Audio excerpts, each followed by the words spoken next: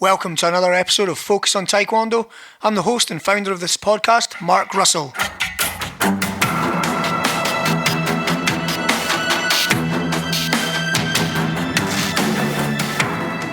Have you ever wondered what it takes to get your black belt, win a tournament, perfect a poomsae, or defend yourself in the street? Well, here at Focus on Taekwondo, we intend to help you find those answers. We interview top professionals in their field, including masters, athletes and coaches, to give you an insight into what it takes for you to be the best you can be at this modern day, ancient global martial art and sport that is Taekwondo. Okay, so today we're interviewing Bianca Walkden, a Taekwondo legend that's had an amazing year last year. Hi, welcome. Hi. Thank you, thanks for having me.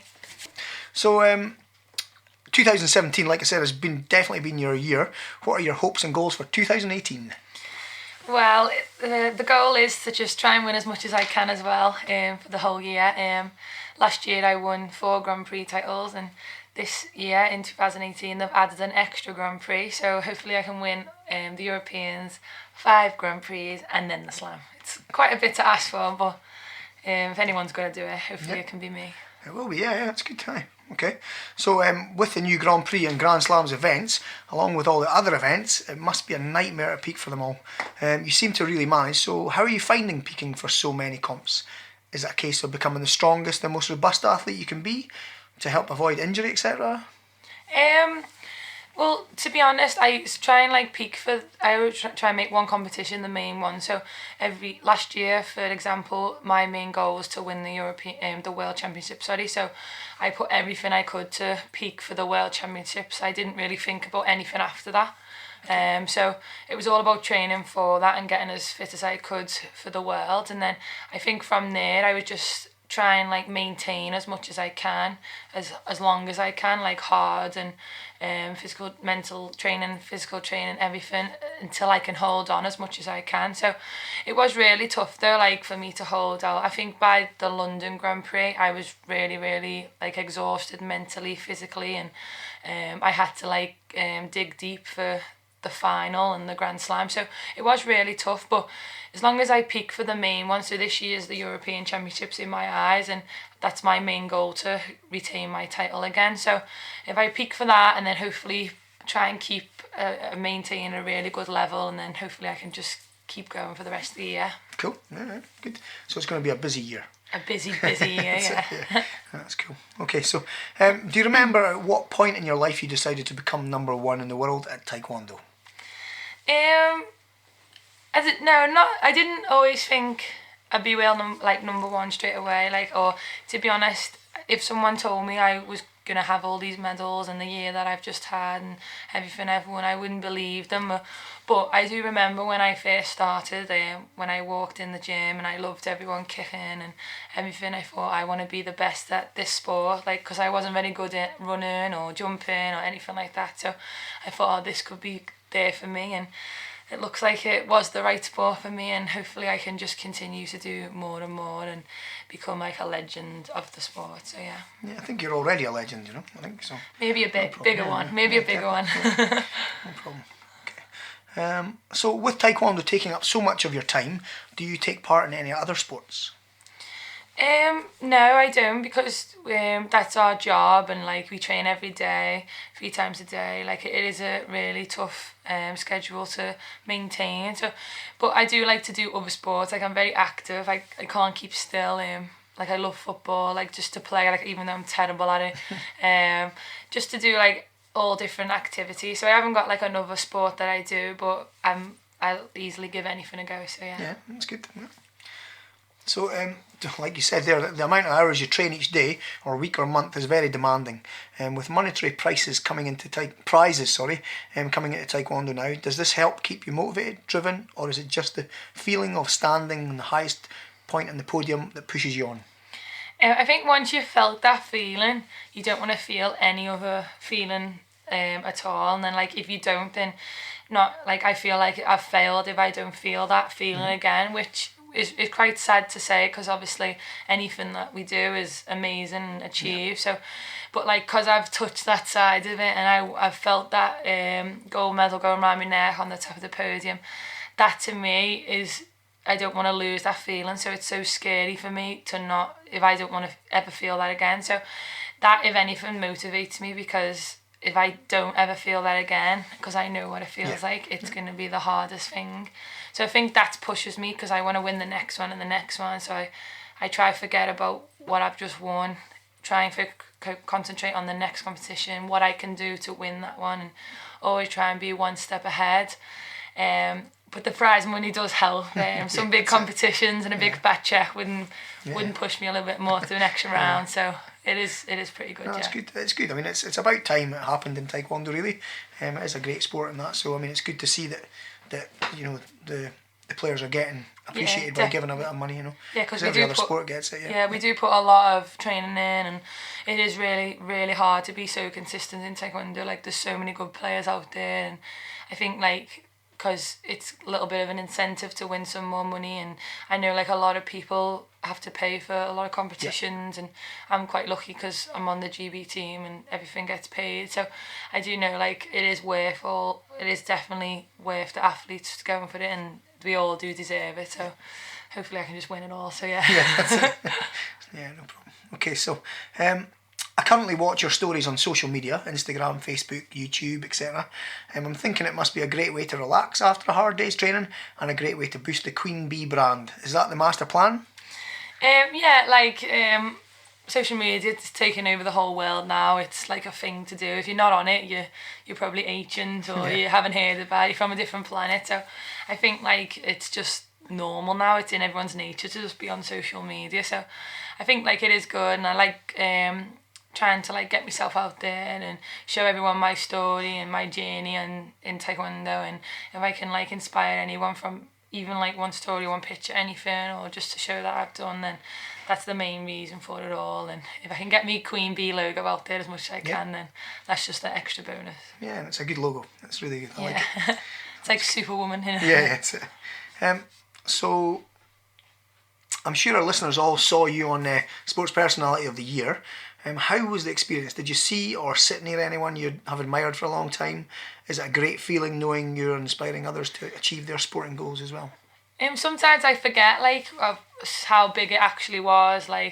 I remember when I got told, I couldn't believe it. I was in the gym with Aaron and just training, and my agent was "Oh, sit down, I've got something to tell you." And I was thinking, oh, he's probably got me a sponsor, yay. Mm-hmm. And then he told me I was on the list, and I was like, shut up, are you joking me? Because Taekwondo's never been on that main list. Mm-hmm. I know Aaron and Jade have been on it before for the young stars, but I think when I made that list, I just couldn't believe it. For me to make a little bit of history again for something that I was just doing, trying to kick someone in the face every day. So it is really good, and I did get to sit next to some massive superstars. I was sitting next to Anthony Joshua all night, who's a superstar worldwide everywhere. So, and got to walk out with him and be known on the same level as him and all the other fantastic athletes and sportsmen and women there. So it was unbelievable, and I couldn't believe it. And for it to be in Liverpool that time, that's cool. When I needed it to be, was fantastic. Well, that's good. Okay, so GB have a very strong senior team right now. What does the future look like for GB? Do they have some great kids coming through the ranks? Who should we be looking out for? Yeah, GB has definitely grew as a strong team. I think years ago, people wouldn't mind if they had GB first fight on the draw sheet, and I think now, if they get GB, the people are scared about having someone, or wary about having a tough opponent, because there's so many people coming out there now and developing and getting better and pushing the next generation, so on and so on. And there's definitely a lot youngsters out there, cadets, people who have just turned from juniors to seniors, who we've seen who are in the ranking now. We've got a really good girls team coming through, Lauren Williams, Rebecca, everyone them coming through, and then even below that, the boys and everything like that. So we have got a lot of people coming through, and I think you're only going to see more and more and more. So we best watch our tails behind us, because they're all coming after us. So is that Rebecca McGowan? Yeah. Right, so okay. So there's a lot more to be named, to all the girls and boys as well. There's some fantastic talent out there, and I think we're going to see a lot more people on the podium from GB. Good. Yeah, that's great. Yeah. Good. So, 2020 Olympics, I'm assuming it's on your cards to go. Yes. Yes, and if so, I'm thinking you'll come back with some nice gold-coloured sparkly neckwear. Have you been to Japan? No, I haven't. No, No, right, okay. So it'll be an interesting one to go to, and like you said, yeah, I am 100%. That's the goal, to go to Tokyo, the next Olympics, and turn that bronze medal I got in Rio into a gold medal, and that's the #1 goal, and that's my last gold medal I have to tick off every list in Taekwondo and every competition. So if I can tick that off, I'll be a very, very happy girl. So yeah. I take it like near at the time, Team GB will be going out there for to prepare and everything as well. We're not 100% sure on the plan what we will be doing. Like, I think we know close to the time. Like, but I do know there's a Grand Prix competition. I don't know if it's this year or next year, but it will be in Japan. I think it's 2019 actually. So we will definitely go out there before it and have a feel of it and see what it's like, and then hopefully we go there in 2020 and kill it. So yeah. Good stuff. Okay. So what is a typical day in the life of Bianca like these days? Okay, so if we start from like a Monday, it would be get up, have breakfast, train, eat some more, train again. Maybe depending on the coach, we have to train again, and then come back. I like cooking, so me and Aaron cook a lot of food, or sometimes I cook for Jade because I live with Jade. So I do some cooking, and then if I'm either too tired, I'll just go to sleep, or we'll either go to the cinema, go shopping, or anything like that, and then it'll just be repeat and repeat. So then I can chase my dream and wear that gold medal I can in Tokyo. So that's pretty much a day-to-day life. So good, yeah. It's a busy day. Yep. Busy day because I can't keep still as well. It doesn't help. Yeah, that's it. If you could change one thing or a rule in the current WT World Taekwondo competitions, what would it be and why? If there is any, there doesn't have to be one, but just. To be honest, I do like the rules what I've come into now. Like, I think it's really good. Like, I don't go as high as much as some people do, and so like for me to go to the body and try and get more than one shot than someone just going high. I like the new rules where it's 2 points to the body and an extra point for like spins, etc. So to be honest, I like what it is right now, so I'd keep it what it is. I think like it's gonna develop more people to go out there and try and bring out a bit of old style back into the new style. So I think like what it is now, I wouldn't change it. I think the thing is as well, you're winning as well, so it would be. I think it would be a bit strange to say, yeah, I want to change it because you're winning anyway. But if they do change it, I know that you'll adapt anyway, and you'll find a way to win again. You know. Yeah, so I think that's the thing. Like I've adapted with everyone. Like I don't mind what system is, and at the end of the day, you've got no choice to moan about it or complain, because everyone's in the same boat, and you've got to be the one who can stand there and forget about all the ups and downs and be a step ahead of everyone in no matter what rules it is. So if you can be consistent on any system, then you can't really complain, can you? Definitely. Obviously there's loads of rules people do and don't like, but you've just got to get on with it. A few of the retired players from GB the past few years are coaching with GB now. Is this something you'd like to do later in your life, or would you like your own club or performance centre, maybe with Aaron as well? Yeah, definitely. Me and Aaron are going to probably take over the Taekwondo world hopefully one day and own a massive centre, and maybe take all the mavericks out there of Taekwondo and try and make our own little club and our own little centre. Maybe our own country one day, you never know. So I'd love to be a coach. I've been there in the GB centre for a long time now, and like I've been there for 10 years, and like if I could pass on anything I've learned from me being in Taekwondo and winning or ups and downs, injuries, then I can pass that on to someone else to try and achieve their goal, then that would be amazing. So yeah, definitely we're going to do something like that. Good, yeah. I'm sure you'll have lots of people like waiting to sign up. So. And everything. I hope so. Yeah. No, when I'm nice, so I won't kill you that much, but but Aaron might. Train is hard. Yeah, it's good. Okay. Do you have any routines or good luck items you take to every competition to give you the edge over your opponents, or? Yeah, and I have a little thing I wear. I wear a red ribbon in my hair every time I compete. I don't actually wear it that often outside of the competition. I'll only wear it either like the weigh-in or the competition, but I'll always wear it on the competition day, so it's always there now. And hopefully I just wear it to like try and like separate me from everyone. And you can see that girl, the red ribbon, maybe one day they'll know it's me and everything. So and for a good luck charm, I didn't used to do this, but since the World Championships, I had a tuna butty what I always had to get made, and ever since I had went to every competition now, I have a tuna butty, like a tuna mayonnaise butty, and I have to have them. So tuna butty, is that like a tuna That's a roll sandwich, or sandwich? like a sandwich, yeah. Tuna mayonnaise sandwich, so okay. salt and pepper. Does the trick every time, makes me win. That's good, that's cool. That's the way to win. So that's a way to win, people, that's it, tuna butties all round, So, obviously with Aaron Cook being your partner, coughing in the background there, do you find it hard to leave work at home? Do you have to say, okay, no talking about Taekwondo tonight, and I'm going to knock you out again? No, me and Aaron are quite good for that. Like, we don't over talk about it, like, because we've done it for so long, and sometimes it stresses us out if we get too deep into the conversation. So we're quite good with it. We talk about it, and then when it's enough, it's enough. So there's no knocking each other out in the kitchen or nothing like that. Good. So it's okay. We've learned only in training, we can do that there, but not in the house. No, that's cool. Right, good. So when you first saw Aaron, was it love at first sight, or was it oofed, I wouldn't mind a kick in the head from him? Now he is sitting next to us, and I actually asked him this a wee while ago as well, so I want to see what your answer is, because his one was really good. I think he scored some points with that one. Yeah, he was pretending to cry that time. Then I got some onions and I'll cry. No, I actually I remember when I first met Aaron, I liked him straight away.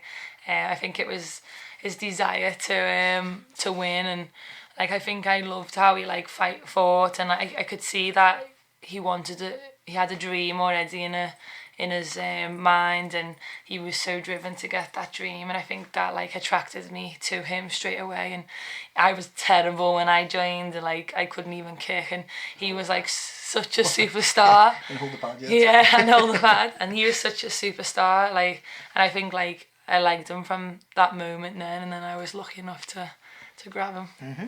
No, to all them girls out there, I was the lucky one. So just one last question. What is it that makes Taekwondo different to other martial arts, and how would you describe what it takes to be a black belt? I think it has all elements and other things. You can always see different elements from martial art, and they've got a similar thing. But for Taekwondo, for me, I just like the way anything can happen in the competition. You could be winning all the way, and then someone takes it off you, or vice versa. You could be losing and you could take it off them. And I think there's so many kicks that can evolve throughout the years. People are involving more and more kicks throughout the generations of the sport, and I think it's only just going to evolve even more and more. And I like the respect that each opponent has for each player.